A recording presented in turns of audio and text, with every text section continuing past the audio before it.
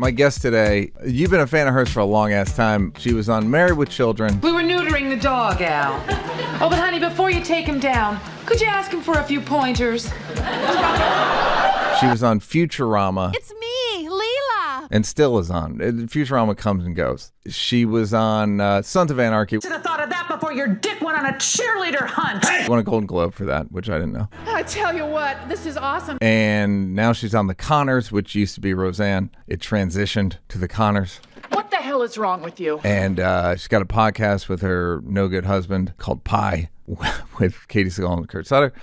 And she's here, my guest, Katey Sagal, everybody. Hi, Neal. Yes. Hi. Do I look at the camera too? No, I look at you. Yeah, we just connect. Okay.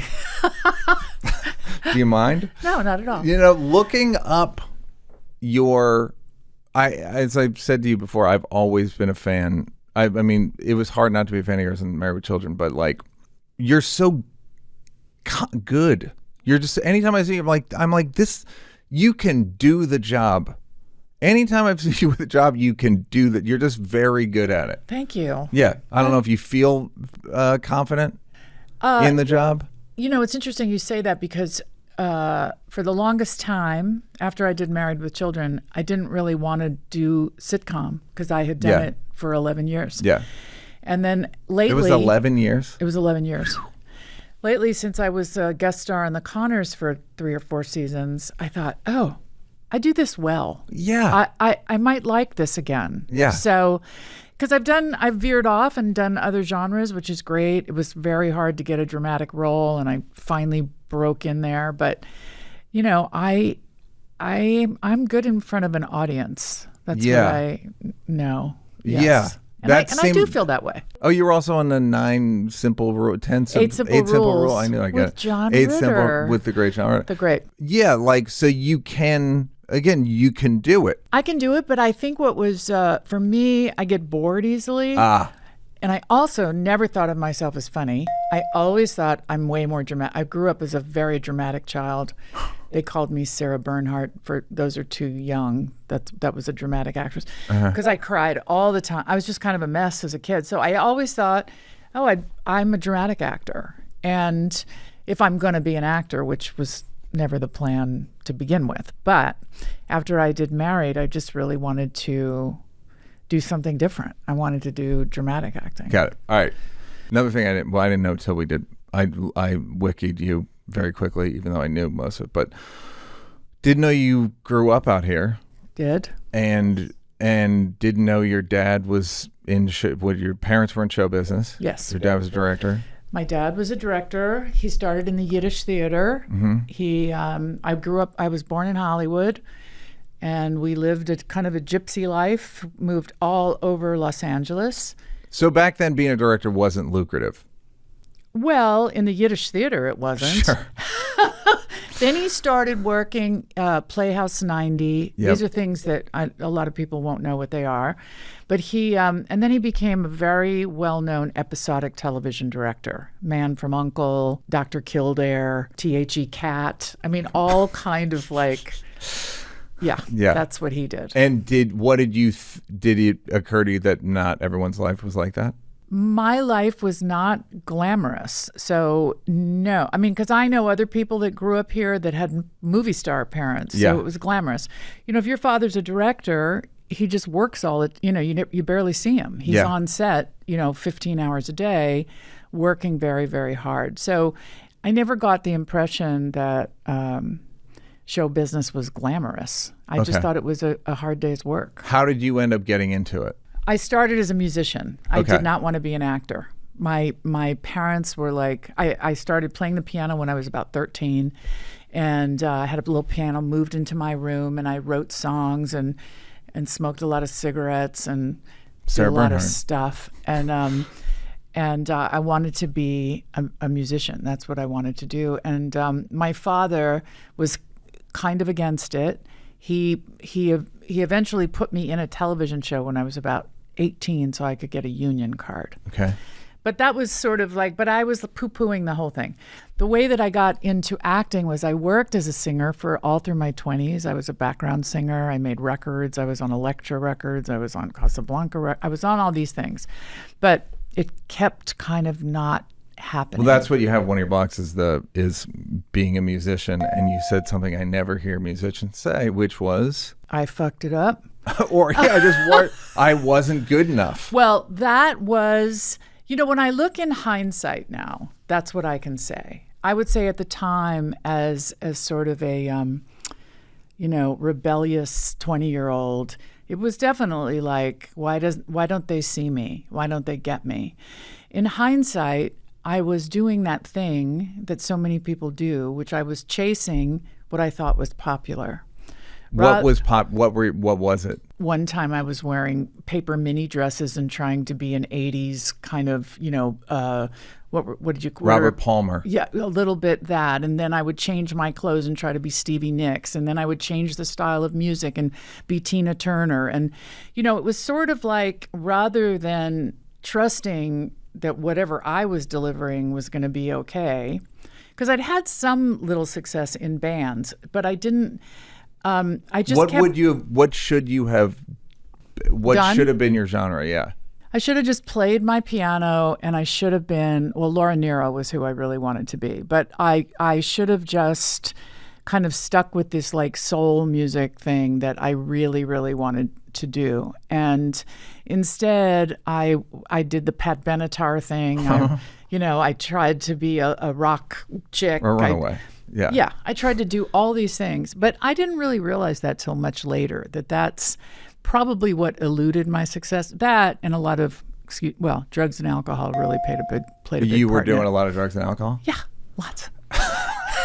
Another thing nobody ever really says, yes, I was doing lots of drugs. I was. In a gleeful way. Did you enjoyed it? I did till I didn't. I did until I didn't. How long was the did period? The did period was a good 15 years. Not, and I'm not going to say, balls to the wall 15 years, but there were a good 4 or 5 years of balls to the wall. And the last 4 or 5 or? Yeah. I would say the last 4 or 5. That's generally how it goes. But at that time, I worked on the road. I worked with Bette Midler, and I worked with Bob Dylan for a minute. I worked with Tanya Tucker as a background singer. Got it. I would open for Etta James, though. I worked with Etta. I was in her band, and she would push me out. What kind of crowd would Etta James have? Little clubs. I went all over the country. We were playing. This is when Etta was mostly black, mostly mixed, white. Mostly black. Great. And some white. I mean, we had a mixed band for sure, but she wanted me to open the show. So at the beginning of the tour, I'm doing one song. By the middle and end, I'm doing 4 songs. And then, so that was pretty That's exciting. Great. It was great. So you'd be doing drugs on the road and drinking and doing drugs on the road. Yeah, which everybody did. Yeah. I mean, this is the 70s and 80s. So it was normal. It was you just did that. And as long as you could make it to the gig and not fall off the stage, I was pretty secretive about it. So I don't think Ms. Midler knew that was going on. I think she's an avid listener, so she? It's over. No, I would tell her to her face. But anyway, so my path to being an actor, though, was definitely after I kind of realized I couldn't pay the rent, and I better start saying yes to some things. I was very snobby about the whole thing. I was only a musician. It was I guess it was rebellious against my family. They were in that part of the business. Oh, I know what it was, Neal. When I was about 24, my father sent me to an audition, and the casting people said to me, literally to my face, "You're just not TV type. You should go do something else. Don't act, don't perform. Go be theatrical." I think I was, like I said, I was very emotional. So I was probably way over the top, whatever it was I was doing. Got it. And they were but also this was the days of Dallas Dynasty. Everybody was blonde and perfect. And I just didn't fit the mold. So can we talk more about drugs and alcohol? Sure. Whatever you'd like. What were you, so would you get drunk every day? Just was it the kind of thing you drink and then do coke to That sober happened. up and then get drunk again? And the yo-yo thing? That would be like a weekend situation. But I was very functioning. It started when I was 14 years old. I was a fat kid. Yeah, that was one of her blocks. My parents took me to the doctor, and the doctor gave me amphetamines. There you go. Now we're talking. It was so fun. And I didn't lose a pound, but I felt so much better. I needed antidepressants is probably the truth, because I was kind of a dark, sad, fat kid. Okay. You were eating Eating even my meth feelings. amphetamines didn't make a dent. Not a huge difference. I mean, but it did start a lifelong need for something to change the way I felt. That's what it started. So just you didn't like the way you felt in your body. I felt much better when I was on amphetamines. Okay, so you didn't mind the way you woke up or the way you were at 11 a.m. or whatever. But there was a better. There was a better way to go. I was chattier. I was more. I thought I was just very badass and cool and kind of. Because I grew up on the West Side. What's interesting is like you are though. Yeah. Do you know what I mean? Like you are. So I'm wondering what you look like or how you were presenting back then. Do you think that what's cool about you now, or what the thing that I think is cool about you now is comfort in your own skin? Oh, that's a big contributor. Absolutely. I think that now at this time of my life, I really don't give a fuck what anybody really thinks. I mean, I want to be kind and polite, but you know what I mean. Yeah. Yeah. I'm not out to impress. I don't have big FOMO anymore. I don't have any of that. But growing up, I was kind of like, here's a perfect example. I was always the bridesmaid, never the bride. My best friend was like gorgeous, this knockout girl that I just loved her. She was so great. And she was older than me, and all the boys liked her, and the boys didn't like me. So that's a pretty good snapshot. You were fat? What? I think so. That's what I would say. It's a pretty superficial age, high school. High school through death is pretty superficial. The whole thing's pretty superficial, Katey. Let's be honest. And then when did you figure out? I'm assuming when did you start to be not fat? Oh, by the time I was in my 20s. By the time I started to go on the road. By the time I found cocaine. By the time I before there was Ozempic. Yeah, before there was cocaine. Ozempic, there was cocaine. Not legal, but probably around then. But it's interesting when you grow up with that image of yourself, it takes a long time to let her go away. So, I mean, I still have my days sometimes when I don't quite see myself clearly, and I've learned to just stop looking on those days.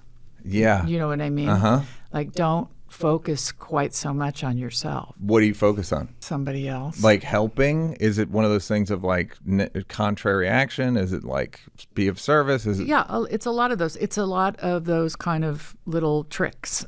Sometimes I'll just go make my bed instead of, or I'll just walk out the door, or I'll answer the phone to somebody that I know is going to want to talk about something that they need to talk about. So I'll just get off myself, because I can still really pick away. And it's like a form of dysmorphia where you're like, what is it like a lot of touching and well, a little bit of that, yeah. But like I said, at this point in my life, I kind of don't, I'm not as hard on myself as I used to be. I was always very hard on myself. Yeah. You're drinking, doing drugs. How were your romantic situations? Filled with drinking and drugs. Well, I got married early. The first time I got married, I was 22. Not that uncommon back then, or still uncommon? I think it was kind of uncommon. Okay. I mean, but the indication of where I was at was he was a bass player in my band. He asked me to marry him. And I like it so far. I actually thought, nobody may ever ask me again, so I'm going to say yes. And it was a time in my life where I had lost my mother, and my mother had passed away a couple years previously. So I was just looking for some place to land. And that marriage was filled with all kind of party favors. And then you came to your senses how soon?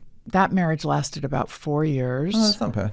For a bassist? Yeah, pretty good. But we were both like on the road with different people. I mean, it was just a shit show.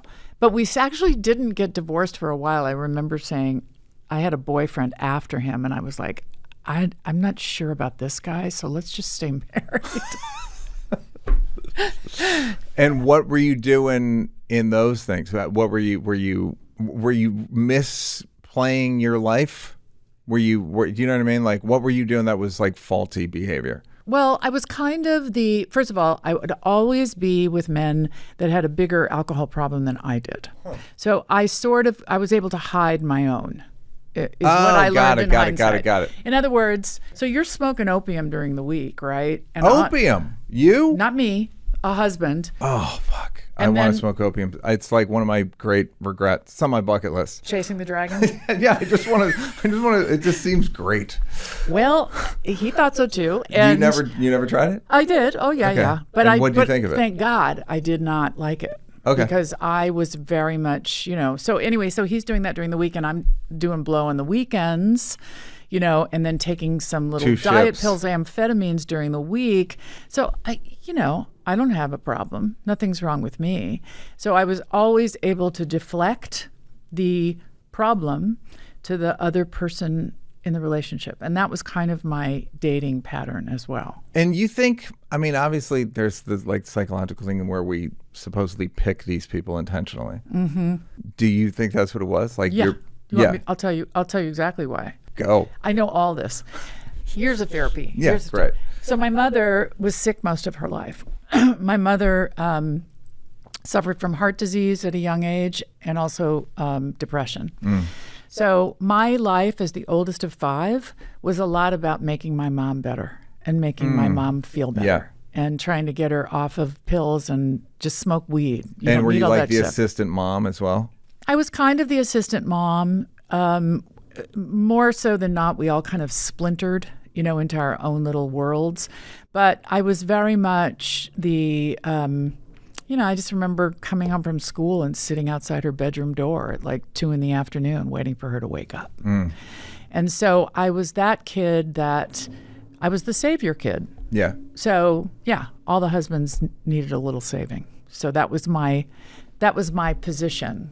That's when I knew I was needed. If you were a bit broken, and I was just not quite as broken. So that was kind of where I was. It's so funny. I first saw you in Married with Children and how you're presenting, obviously, in the character, and it's a sitcom. But what you think of yourself relative to that is like the opposite. I cannot tell you how many times my agent would come. She's also my best friend. She's now my manager. She would come to the show. I would do the show. And after the show, I would say to her, did I look fat? I would say, did I look all right? Was I okay? Because, I also grew up with a director who's all about exterior. Yeah. What you look like. House had to look perfect. Everybody had to look. So, yeah, it was really, and like when people would treat me, they would call me a MILF, and I was like, it was very hard for me to kind of put the two together. I didn't like really, that. They were talking about somebody else or something. Something, or I just didn't think it was really me, or I don't know what it was. Like now I can look back on clips and I can be like, wow, I looked hot. I looked hot. But at the time, I feel like I missed all of it. I was just getting sober when I started that job. Literally 4 months sober when I got that job. You think it helped or hurt? That I was sober? Did it make the job more stressful? Well, I was really scared. I was so scared. And I remember my first day of work, somebody in recovery said to me, you should tell somebody there that's what's your deal. And like almost the first person I told was also in recovery. And Great. So it just set a tone of comfort. But I was, I was just really good at being full of shit. At least I was then. Like I could hide. You know what I mean? You know what I mean? Yeah. I think you do know what I mean. What do you mean? In case someone listening or watching doesn't know what you mean. What do you mean? I mean, I could hide my real feelings about myself, my low self-esteem.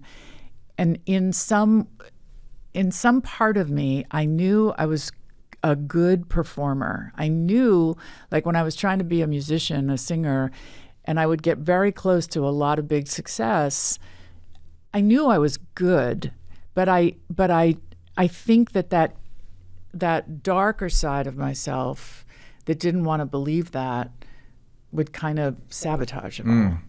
So when I say a dual self, is that I think, I don't know if you relate to this as a performer, but growing up, I remember feeling like I'll just say it this way, I don't have a spine.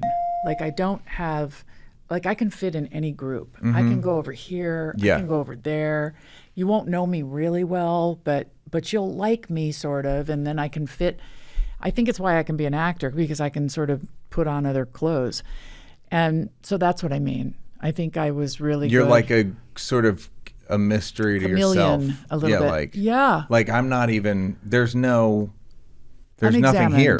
There was yes. I know the difference because now I feel more examined than I was. But at the time, which I don't know what 20-year-old is really getting into examination. Maybe they are. I don't know. Probably not many, yeah. I wasn't. I mean, or when you do it, you're just being dishonest about it. Or something. Yeah, you're just trying on different people. Yeah. So, but I think I was just a good,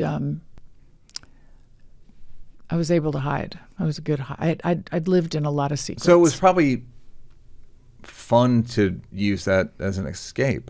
Oh, so fun. And plus, like when I did I was with Ed O'Neill, who was fantastic. And so I felt right at home there. Once I kind of surrendered to the fact, even though it was funny, the first 5 years of Married with Children, I had a band. I played on the weekends. I made a record on Virgin Records because the whole time I kept thinking, oh, this is going to go away. I better keep my real gig. Yeah. I better last 10 years tops. For you? No, I'm saying like maybe this goes 10 years. Yeah. Went 11. No, I wasn't even thinking. No, I thought it was going to be. I mean, it was on this network that wasn't even a network. Yeah, it wasn't a network. It was even the first sitcom. If you're too young, it was like literally Fox had just started, and this was their first show with The Simpsons. Yeah, pretty much. Yeah, pretty much. And they would show it 3 times a night just so people would watch it. Yeah. Okay. So then you got sober and you're doing this and you're singing and how's it feel like it's going? Feels like it's going pretty good. It was interesting. It was like the first time in my life I also stayed single. I was do tell. I'm very interested in that because I think it's a thing that more people should do. Stay single. Yeah, intentionally be single. Or I think did you have kids at this point? I didn't. No. Okay. I think it was intentional. I think in my brain I was always looking. You know how are you ever really intentionally single? Like I'm just not gonna. I think you're still kind of looking for some, but I just didn't find anybody. It wasn't happening. I mean, I would date. I would do this. But I was also dealing with all of a sudden I'm famous, which growing up, I always felt like I was going to be famous. But then towards my late 20s, I thought, maybe I better sell real estate. I don't know what the fuck's going to happen. So there was a lot going on at that time. So dating was not a priority. And also I was still picking not the right guy. What kind of guy were you picking? Always musicians, always. And never the right guy. And I can't say, not just for Katey, for any woman. My current husband, who's a writer, producer, first guy I've ever been with wasn't a musician. First guy. Every man in my life. This is a very broad question, maybe hard to answer. What's the difference? What's the difference? I guess if you only have a sample size of one, it's hard to tell. But how can you tell a guy's a musician? Is it one of those things where if you're attracted to a guy, you want to go so what instrument do you play? Well, it kind of ended up, it sort of was that way. I mean, there's a certain simpatico about playing music with somebody. I'm sure that, because there were usually people that I was playing with. And so there's just an unspoken thing about that. But see, with Kurt, we worked together on Sons, and he wrote that part for me. And did he know you? We were married. Oh, you're married. All right, Yeah. great. So we were married, and But did he know you? I'm kidding. Who knows? You'd have to ask him. Yeah. Hey guys, it's me, Neal Brennan. I don't like spending a ton of time eating. I once told somebody that I don't have dinner with men, which I don't know what I meant by that. I think it came across as hostile, as you can probably imagine. I mean, I would have to be a friend to have dinner. This was like a new business thing, and I was like, I don't want to have dinner. Anyhow, that's neither here nor there. I don't like spending a lot of time on meals. Huel is literally a product I was using before they wanted to advertise. Maybe I manifested it, hard to say, but it's fantastic. The new daily greens, this got 25 calories, so this you can just drink like a water. And this baby, I don't have the shaker. I'm supposed to use the shaker, I don't have it. This is the chocolate peanut butter flavor Huel Black Edition, plant-based, of course. I don't want to take an hour and 20 minutes to eat dinner. I don't want to take an hour and 20 minutes to eat lunch. I either want to eat it off my lap, on the go, or in a bottle. Whatever, you need calories? You need a little something? Hit it. Let's do this one, the daily greens. This is the peach and hibiscus. Like I said, 25 calories, sparkling, flavorful. Okay. Legitimately good. They just introduced these, so I don't have a ton of experience with it. They want me to say my first experience with it. That was a month ago when they sent it to me. I drink them, I'll just drink it during the day because it's got good stuff in it. Here's some info. Developed by registered nutritionists and dietitians. It's got 42 vitamins, minerals, and superfoods. It's got 4 grams of fiber, only 1 gram of sugar.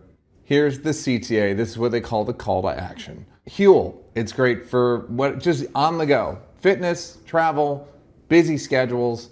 You just don't feel like eating. You don't want to eat with a man.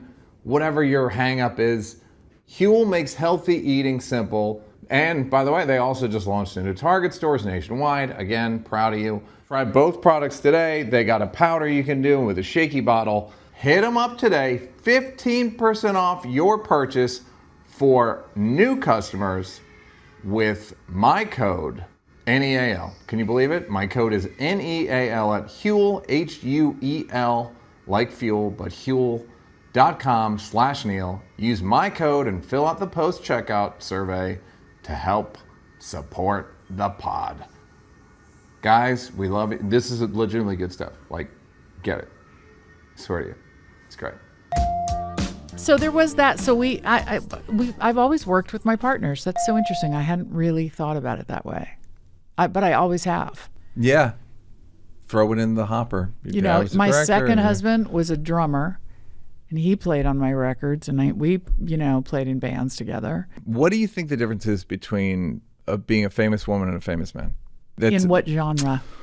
Sitcom. What do you think your experience was like? Although Ed seemed like, I guess the way the sitcom was, or just like a famous guy in Hollywood versus a famous woman in Hollywood, where it's like famous guy, you get like more girls, but I don't know what a woman gets. A woman gets a lot of intimidated guys. Okay. Scared to talk to you guys. And what did you think of that? Did you think it was stupid? Was it like hurtful? I thought I didn't interpret it as what it was. I thought it was because I wasn't enough. There comes this childhood thing again.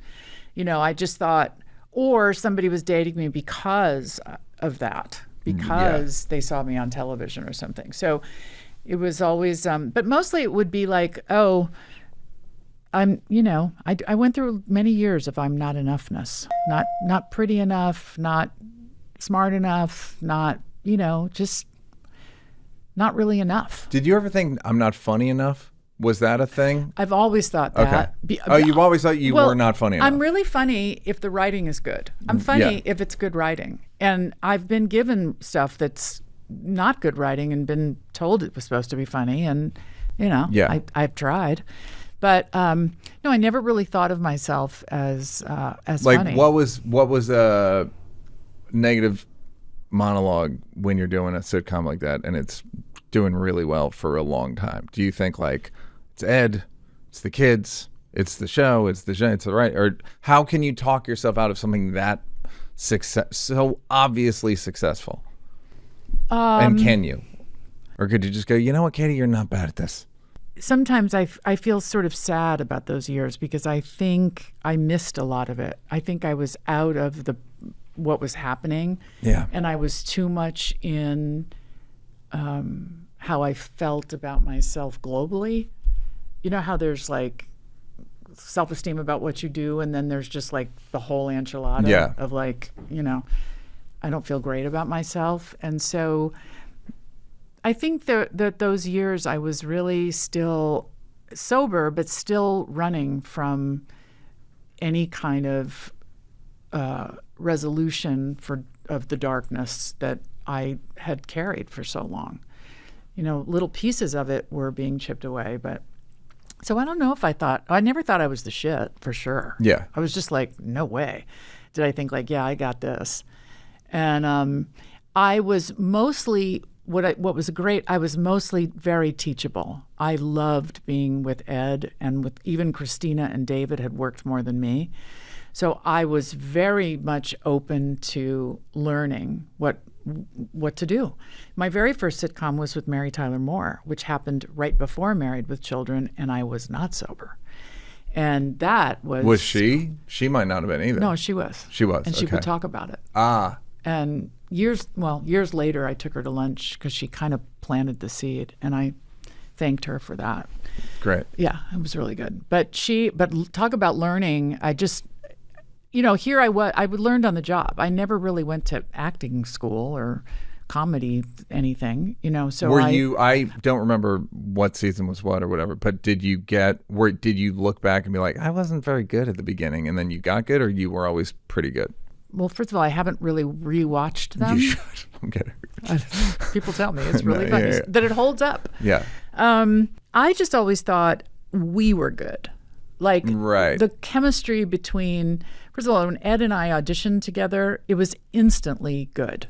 Like I knew that there was a connection between the two of us, and he made me laugh so much. He was so funny. Honey, take a picture of me so you can remember me when I was beautiful. Well, you're gonna get worse? Shut up and take the picture. I never took it on like I was good. It was more like we were good. Great. When you say you were running from your shadow or whatever, what made you finally realize you were running, and how long did it take to like deal with it? I think you always deal with it. Mm-hmm. I don't think there's like, you're done dealing with it. Mm-hmm. But I think, you know, when I started to have kids, there was a big shift in focus from, first, that to me was so miraculous that I was able to have children. Did you not think you were going to be able to? Well, I'd had a couple of real misfires before. I'd had a miscarriage, then a stillborn child. It was all on Married with Children. I mean, it was a whole thing, and they wrote it into the show, and then... Oh, Marcy, this is so wonderful. The pitter-patter of little feet after 18 years. This is truly a joyous day for us all. One day, it was gone. It was a nightmare. Yeah. But it was also a very much, so the fact that I was having children and able to have children, and there was something so self-obsessed about it. Like I finally was able to heal a lot of my kid stuff by watching my children and parenting my children and understanding, you know, I would make mistakes and I would understand like where they came from, and I didn't want to do that, and I would change that behavior, and then I would realize, oh, that was a learned behavior. That's how I was treated. I don't really like that. So having children was a big digging in. Did it make you have empathy for your parents? Oh, absolutely. Yes, it really did. The whole showbiz journey gave me empathy for my parents too, because you know it's a weird awful. ride. It's awful. Okay, hello. It is awful. an awful ride. It really, really is. I'm joking and I'm not joking at all. It's like, it's a terrible way to make a living. It really, I have my two older kids are both in it, and I'm just, empathetic all the time with what they are, because now it feels like it's even harder to get over the wall. I completely agree. Yeah. I mean, even though I struggled for many years as a musician, but as an actor, it just kind of found me, which actors hate when I say that. But yeah, I'm sure it's hate. And it's like, no, but you're good. So I don't, who gives a shit?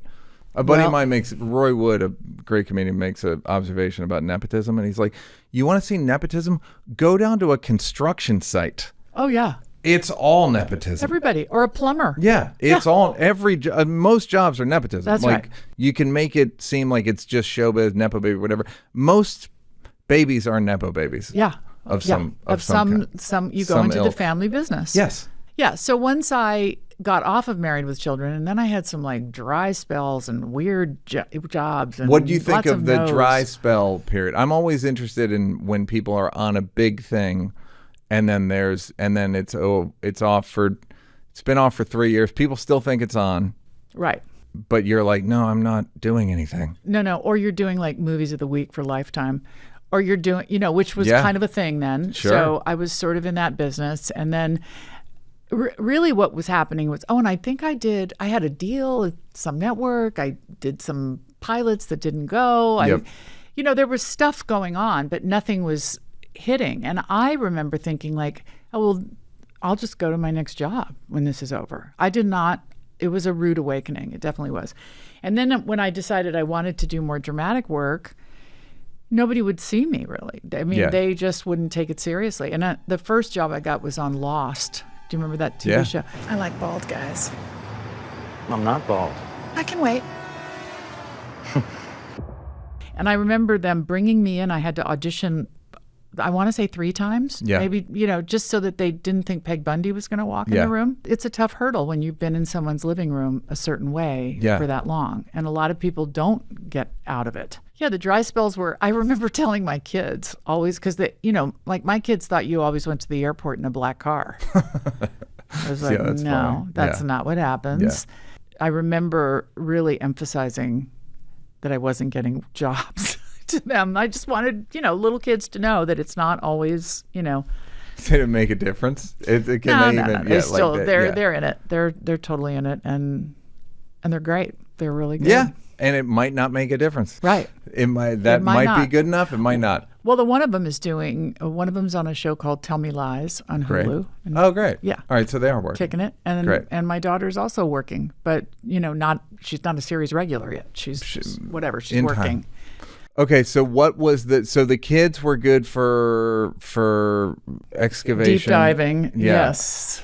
Painful? Well, I was in a really painful marriage at the time with my 2 older kids, a marriage that he just passed away this last year. Yeah. And we always remained friends, basically, once we got through the rough part. Yeah. And, but, he too had addiction issues. And at that time, I was completely clean and sober. And so I was kind of dealing with that a lot. How can you be sober and live in a relationship with somebody who's not? Like I have friends who talk about it and it seems they act like it's easy, or I'm so codependent. I don't even like when people drink. I don't think I could do it.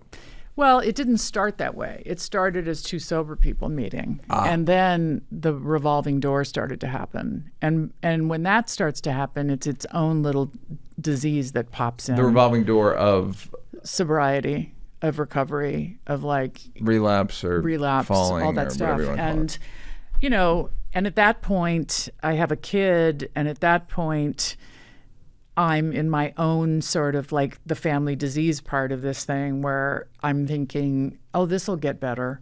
That was then. That was that one time. This will get better. Yeah. The families we get sick too. Mm-hmm. And so that whole just with daydreaming, with what ifing, with like buying it back, like I mean, being an alcoholic myself, I know how manipulative I can be. Even not drinking, like it's the personality. Yeah, even not drinking, but I don't lean on it. It's harder to lean into that when you're sober. It's just harder to be tricky, to have secrets, to be manipulative. It's just harder because it's not the way that I feel comfortable anymore. I just don't. I don't really want to tell you a lie or even a little white lie. I don't want to. Yeah. I don't want to do that. Was it gradual? Very. Oh yeah. Where you're I was like, still I a don't like liar for a long lying. time. Yeah. Ugh. No. Who wants to lie? I don't like it. No.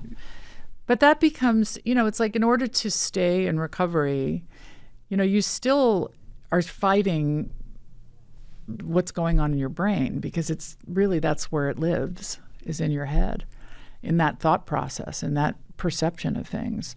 And the longer you're in recovery and the more you stay around it, that stuff all begins to shift, and you just feel more comfortable in a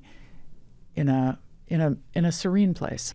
Did you have to manage it in terms of like how it's affecting the marriage, the tension with that? Yeah. And should I go? Should I get? I mean, the first time I went to another room was at the end of that marriage, and having that weird feeling of I should go, but I can't. Why can't I? Why? And what I understood, I should leave the marriage, but I'm incapable. But I'm incapable, and I do realize that what that was I didn't want to break up. It's like I come from a family that was a bit splintered, so I made a family that, in my mind, was not going to get splintered, and so I was gonna ride it out, and that was until it became something that was not, but was possibly dangerous for my children. Mm-hmm. That's what got me out. What do they, if you can speak about it, or it could be very well private, but what do they think about it? About which part? About your kind of ending the marriage. Oh, they understand. It was one of those things though where the best advice I ever got was, not to say anything bad about your children's dad. Yeah. And I never did. And knowing that as they got older, they would see what they would see. They would, and they did. And at that point, there was more conversation about, what the circumstances were. Yeah. And What why. do you do when they see something negative? Do you just still try to be as neutral as possible? Yeah. If they're adults and everyone's an adult? Oh, if they're adults or if they're little? If they're an adult Right. or near an adult and they notice something not great, then do you go like, yeah. Is that because at what point are you not supporting their perception? And No. I think tricky. early on, we always talked to, because Kurt basically came into their lives when they were 4 and 6. So we always spoke very openly about addiction and about recovery and we just always have talked that way. So when things got funkier a little bit, sort of teenage years, it was very easy to have those conversations because I believe it's an illness. And I don't judge people with an illness.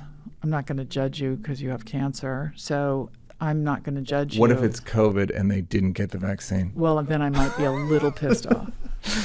Yes, might be. Yeah. All right. So I kind of explained it as this is what you learn about kids. It's like even when somebody told me raising kids, like don't give them too much information. Wait till they ask. Like don't sit down and tell them all about what sex actually is until they start to ask because they're not old enough to know yet. Yeah. So that's kind of how it went. And you would do it with empathy and without With empathy, with care and tolerance, and also pissed off, angry. I mean, I don't believe that, when people do shitty things, you get to be mad. You get to feel like, hey, that really wasn't great. And, I think that too. But I think that the messed up part is when you don't let that go. You keep being angry. You continue to stay in that resentment place. How have you those gotten people. over that?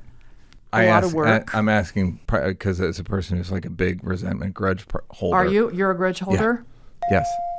And it's a problem. Okay. Well, what I do is, first of all, I really ascribe to the fact of how uncomfortable it makes me, and that they don't even know. Yeah. That part is like But I my was ego of the gets in. mind of like, but if I'm visibly uncomfortable, they'll know. Right. Well, they kind of don't. I know, they still don't. They still don't. Yeah. So then you realize, oh, that's a waste of energy. Yeah. And I'm just making myself miserable. And, I'd like to blame other people. I'd like to blame all of you that fucked me over. But the truth is, it's done, it's gone, and I'm the one continuing to live in this place. Yeah. So there's that. I mean, I don't like to be uncomfortable. I just don't like it. So I'm going to get over it. So do you see the first 25 years of your life as being uncomfortable, or maybe it's 30, I don't know when you got sober age-wise, but do you see it as like doing something because you were uncomfortable, stopping it, and then just dealing with the discomfort? Yeah. And then like, all right, I got it. Now I know what comfortable is. I figured it out, and I have to just try to stay as close to that as possible. Yeah, but it's a daily thing. It's not like, 2 days ago I woke up in complete anxiety, like sort of free form. I don't even know why. I couldn't even tell you exactly what it was. But it was one of those days where I was like, you know what?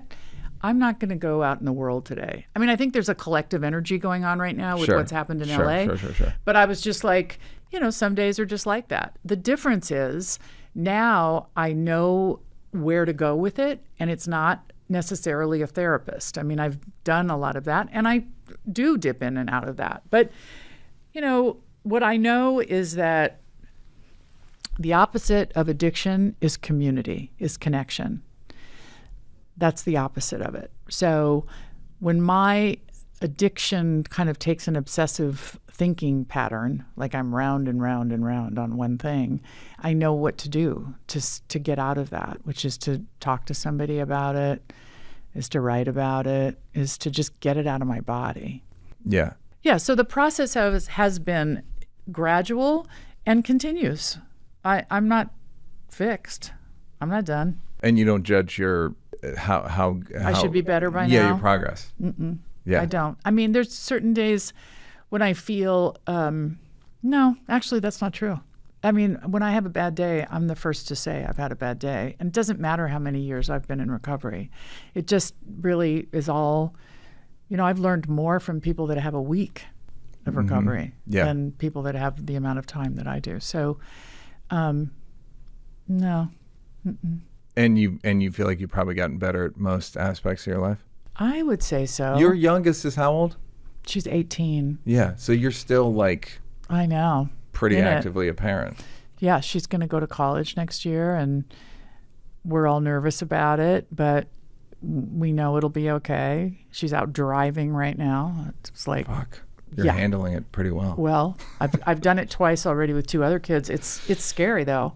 It's definitely like, oh, wow, she's on the road. Yeah. You know what helps? Just remember the dumbest person you've ever met has driven tens of thousands of miles without an accident. Yes, so true. It's the dumbest people drive. That's right. You're absolutely right. No, it's weirdly comforting. It is. Just like flying. Did you ever have fear of flying? Never. I just go right to sleep. Wow, you're so lucky. Yeah. Well, what's interesting is like you still feel like you're not done at all. Oh, no. With any aspect of my life, I'm still very, I love working. I would say the kind of work I want to do might be a little bit different now. I'd like to, I just spent 3 months in South Africa doing a show for Netflix called One Piece, which is amazing, and everybody should watch it. Is it out?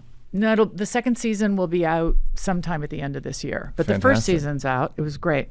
But it was a long time to be away from home. It was a really long time. So there are some choices that I'm thinking about that, I'm not sure I want to do that. Do you know what I mean? Go far away for long periods of time. Do you feel like, the older I get, the more I feel like, what am I trying to prove? Well, yeah, I've gotten there. I always say to myself, I'm famous enough. I'm definitely famous enough. You're famous every day. Famous every day. Every time you leave the house, somebody recognizes you. Every single time. So the worst you'll get is like, Where do I see her? Yeah. No, I don't have any of that, but I do have this real thirst to keep working. I like to work. I really like this last job I did was a lot of sitting around, waiting. But when I'm actually on the job and it's time to say the lines and it's time to be there, I absolutely love it. I have so much fun. Yeah. And I find it still interesting to me. I like the whole process of figuring out who this person is and where they, all that. Because since I've started acting, now I've learned how to be an actor. That's what I feel like. Now you know how to do it. I feel much more, definitely more seasoned. Like sometimes you talk to actors and they went to like years of training and all this stuff, and I didn't know any of that. And but now I know some of it, which is nice. And you're good at it. What do you think of the totality of your life when you look back? Where you're like, what happened? Yeah. I think the totality of my life has been and still continues to be like. Here's my big fear. You want to know my big fear? Of course.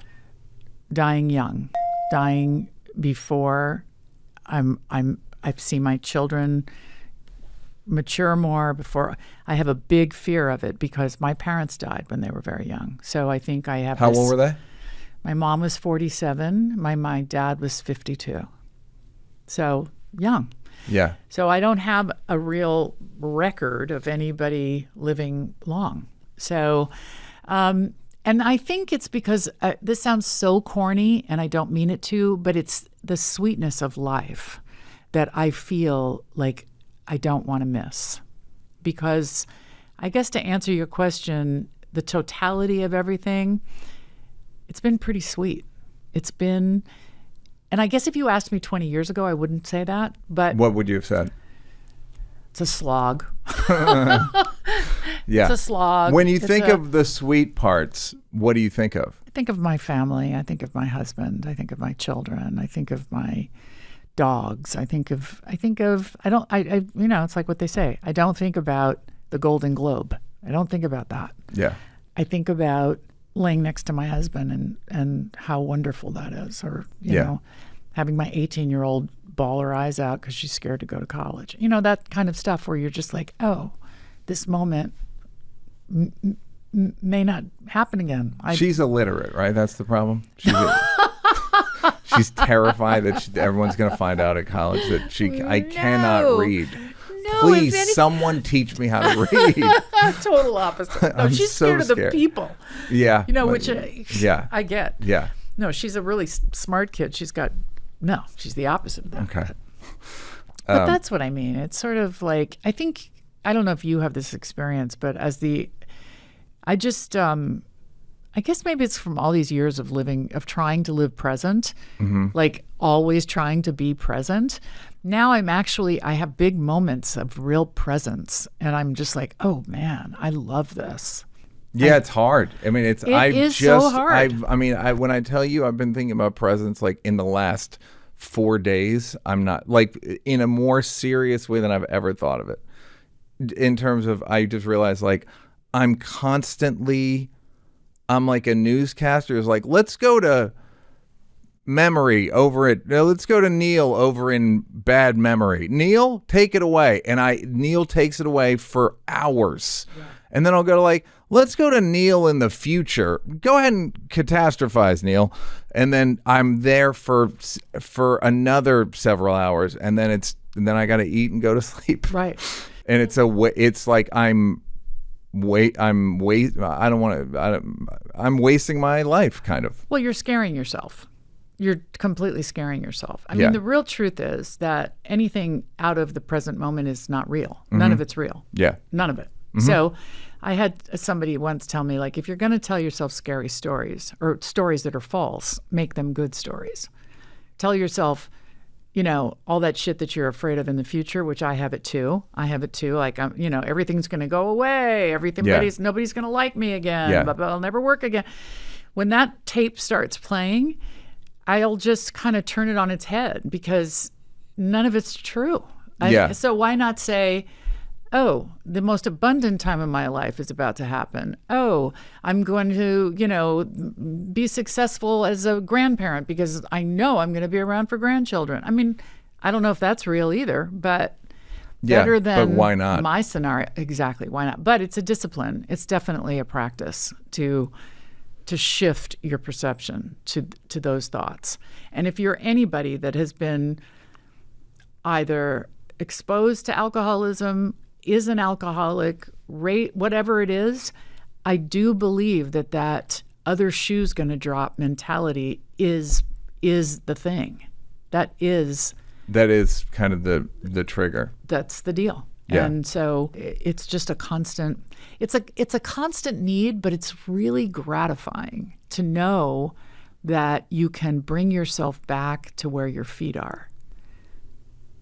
To me, it's extremely gratifying. Yeah. It is. It's just, how do you? It's like meditation. It's like anything where it's like, it's hard. It's a hard thing to stay in the present. There's really good tricks. The thing talking to somebody else about their problems is a great trick. Yeah. To get yourself back to yourself. Tell me about it. It's so good. And lucrative. There's some ads. You can sell ads. Yeah, so that's really good. And, making your bed is always a good one for me. That's funny. Like doing household chores, like just to shut my brain up, just to I think I'll go wash the dishes. I think I'll clean out my closet. I think I didn't make the bed yet. I got to go make my bed. That kind of shit. Great. Simple. Great. All right. Well, I always knew you were great. And I think this proves it. I think I've just spilled. No, you're fantastic. Am I okay? You've been great. You're great. You've been great since 88, 89. You've stayed great. I always knew you were great. I heard you like 3 mics 10 years ago, and I was like, I knew I liked that lady. I fucking knew it. Wow. Katey Sagal, ladies and gentlemen. Isn't she great? I feel the same about you, by the way. I've watched all your specials, so I'm a fan. Thank you, my dear. I'm a fan. Thank you.